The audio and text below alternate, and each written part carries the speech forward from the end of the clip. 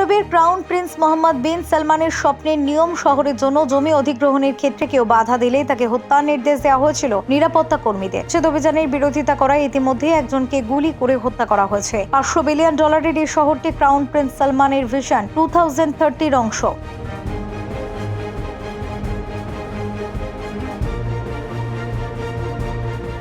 Colonel Rabiot আলেনিজি নামে এক গোয়েন্দা কর্মকর্তা জানিয়েছেন, তাকে গ্রামবাসীকে উচ্ছেদের দায়িত্ব দেওয়া হয়েছিল। সঙ্গে নির্দেশ দেওয়া হয়েছিল যারা শহরের অন্য জায়গা ছেড়ে দেবেন না তাদের বিরুদ্ধে যেন গুলি করা সহ অন্যান্য মারণাস্ত্র ব্যবহার করা হয়। তবে সৌদি সরকার এবং নিয়ম শহর ব্যবস্থাপনা কর্তৃপক্ষ এ ব্যাপারে কোনো মন্তব্য করতে রাজি হয়নি।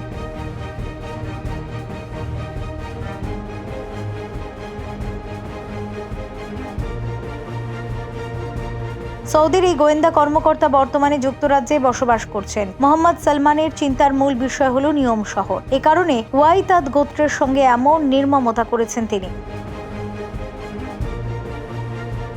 3টি ছবি প্রকাশ করেছে। এতে দেখা যাচ্ছে শহরের জন্য আল খুরাইভা, শর্মা ও গায়াল নামে 3টি গ্রাম ধ্বংস করা হয়েছে। এসব গ্রামে থাকতেন হুয়াইতাদ গোত্রের মানুষ। মার্কিন সংবাদ মাধ্যম ওয়াল স্ট্রিট জার্নাল এক প্রতিবেদনে জানিয়েছিল, প্রিন্স সালমান শহরটিতে 10টি প্রাসাদ নির্মাণের নির্দেশ দিয়েছেন, যেগুলির এক একটি ফুটবল মাঠের চেয়েও বড় হবে। এছাড়া এই শহরের প্রত্যেকটি বাড়ি $400 মিলিয়ন বিক্রি করা হবে। ব্যুরো রিপোর্ট, নবীন নিউজ।